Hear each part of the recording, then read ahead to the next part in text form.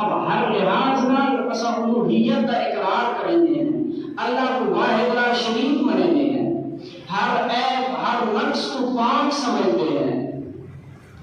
تو تنزیہات ہر عیب تو منزہ سمجھتے ہیں اللہ کی ذات کو، اور شیطان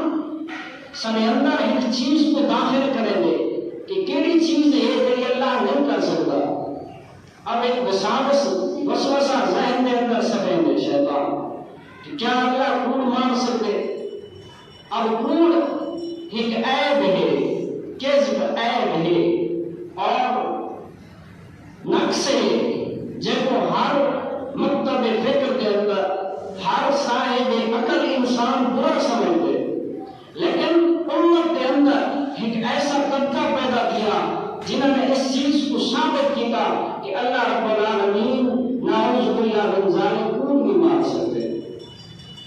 اور اس کو بعد ایک تھی گیا الوہیت دیتے توحید دیتے حملہ، اور کچھ لوگ ایسے آئے جنہوں نے انبیاء علیہ السلام کی عصمت دیتے حملہ کیا، انبیاء کی عزتیں دیتے انہوں کی شان دیتے حملہ کیا کہ جو شان اللہ رب العالمین نے عطا فرمائی ہے اپنے مقربین کو، اپنے انبیاء کو، انہوں لوگوں نے اس شان کو گھٹانے کی کوشش کی ہے، مختلف قسم کے عقائد مختلف قسم کے نظریات لوگوں کے ذہن کے اندر داخل کر کے انہوں نے ذہن کو خراب کیتے، انبیاء کے خلاف لوگوں کے ذہن کو بھریے، انہوں نے عقائد کو خراب کیتے، اور یہ عقائد کی خرابی جڑی ہے اعمال کی بربادی اور حتیٰ کہ ایمان کے زیادہ سبب بن گئی ہے۔ اب جس طرح کہیں نے آکھیا کہ انبیاء جتنے بھی آئے خصوصاً امام الانبیاء تمام نبیوں کے سردار احمد مصطفیٰ جناب محمد مصطفیٰ صلی اللہ علیہ وآلہ وسلم دی ذات بابرکات دیتے حملہ ہویا، آپ کی عزت دیتے آپ کے اندر نقص سے عیب کڑے گئے کہ انبیاء جو ہونے مر کے مٹی کے اندر رل گئے، یہی انہوں نے اپنے ذہن دے وچوں شیطان کا گھڑیا ہوا عقیدہ بنایا کہ انبیاء مردن مار کے مٹی دے وچ رل گئے، نعوذ باللہ من ذالک۔ کہیں نے علم دے اوپر حملہ کیتا کہ امام الانبیاء کو بقدر ضرورت علم عطا کیتا گیا، علم دی نفی کر دی گئی۔ کہیں نے حضور علیہ السلام دے جسم اقدس دے اوپر اعتراض کیتا، کہیں نے کس لحاظ دے نال تو اس سارے شیطان دے ہٹکندے ہیں جے انسان دے ایمان کو کمزور کریں گے، اور جے انسان دا ایمان کمزور کر دے بل وہ ایمان کو ضائع کر دے بل شیطان کو تو خوشی ملے کہ میں آج اپنے مقصد دے وچ کامیاب تھی گیا۔ تو یہ فتنے رکنے میں قیامت تک کے فتنے جاری اور ساری رہے ہیں۔ امام الانبیاء علیہ السلام نے ایک سال فرمایا، حضرت سیدنا عثمان غنی رضی اللہ تعالی عنہ نے شہادت تو بعد آپ کو جیل بلوائیہ نے قتل شہید کیتا،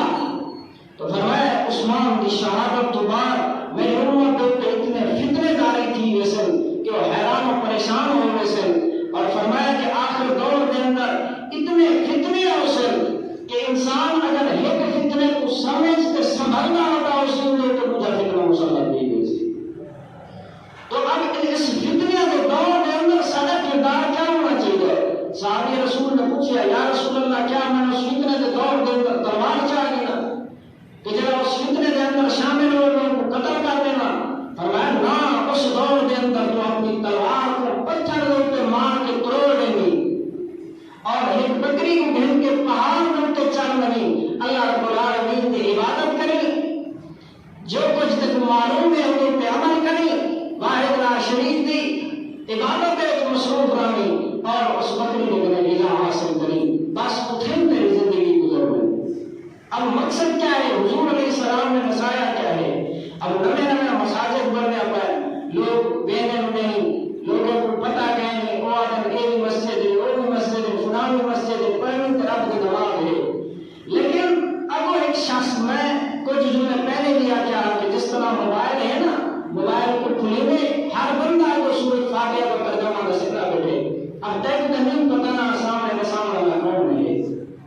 کفار بھی سارے اندر گھسے ہوئے ہیں نا اس موبائل کے اعتبار ہونا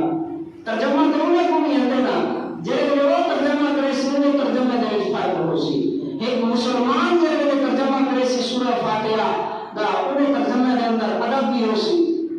احترام بھی ہو سی اور انہیں ترجمے دے اندر عشق رسول بھی ہو سی اور توحید کی جھلک بھی ہو سی لیکن جب ایک کافر جب تیرے دین کو منے گا نہیں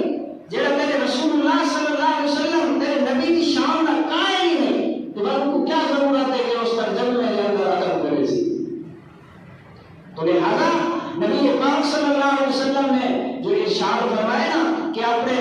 ایک بکری کو دیکھ کے صحابہ رسول کو فرمایا پہاڑ پہ چڑھنے کا مقصد کیا ہے کہ اپنے آپ کو اپنے ذہن کو اپنے عقائد کو بچائیں ٹھیک ہے لوگوں نے کانے سنن میں کہنے کان بند کر دیں آج ایک فتنہ اس دور کے اندر روز ہوتے انسان مر کے مٹی میں لگے ختم ہونے میں حتیٰ کہ لوگوں نے انبیاء کے بھی یہ حکم لا دیتے کہ انبیاء کی مر کے مٹی رہے چلا گئے نعوذ باللہ من ذالک نبی پاک صلی اللہ علیہ وسلم نے ارشاد فرمایا حضور کا فرمان بھی میں تو آپ کو سنے گا کہ انبیاء کو رب تعالیٰ نے کیا شان ادا کی ہے لیکن میں نے قرآن کی طرف رجوع کریں ہیں کہ قرآن کیا ہے اللہ کا قرآن ہے وَلَا تَقُولُوا لِمَنْ يُقْتَلُ فِي سَبِيلِ اللَّهِ أَمْوَاتٌ بَلْ أَحْيَاءٌ وَلَكِنْ لَا تَشْعُرُونَ اللہ فرماتے ہیں لا تقولوا لمن يقتل فی سبیل اللہ جنہیں اللہ کی راہ میں شہید کی وجہ انہیں کو مردہ نہ آکھو اموات مردہ انہیں کو نہ آکھو بل احیاء ولکن لا تشعرون بلکہ وہ زندہ ہیں احیاء حیات کا نہیں حیات کا معنی زندگی ہے فرمایا وہ زندہ ہیں ولکن لا تشعرون لیکن تو سامنے زندگی کو نہیں سمجھ سکتے اب ایک شہید ہے کلمہ گو ہے اللہ کی وحدانیت کو منے دے رسول اللہ کی انبیاء کی شان کو منے دے کلمہ گو ہے اللہ کے رستے دے اپنی گردن پیش کیا کرے دے اپنے آپ کو اللہ کی راہ میں شہید کیا کرے دے تو اللہ نے ان کو مقام کیا دیتے فرمایا بل احیاء ان کو مردہ بھی دوسرے نہیں رکھ سکتے بلکہ وہ زندہ ہے اور قرآن مجید نے مجھے مقام دیتے ارشاد فرمایا گئے کہ بل احیاء عند ربهم یرزقون بلکہ وہ زندہ ہیں اور رب کی طرف ان کو رزق بھی عطا کیتا ہے توجہ ہے نا میری بات کی تو جب وہ زندہ ہے یہ امتی ہو کے زندہ ہے انہیں مقصد کیا ہے صرف اللہ کو راضی کرنا اللہ نے دین نے کی کہ وہ اپنی جان پیش کی ہے رب نے ان کو حیات ابدی عطا کر دیتی ہے کہ وہ جڑے نبی کا کلمہ پڑھتا ہے جڑے نبی کا کلمہ پڑھ کے ان کو زندگی ملی ہے ایک مقام ملی ایک شہادت والا مرتبہ ملے وہ انبیاء کا کیا مقام ہو سی تو کیا وہ اپنی قبر دے تو زندہ ہے کیوں نہیں زندہ ہو سکتا امام الانبیاء علیہ السلام نے ارشاد فرمایا ان من افضل ایامکم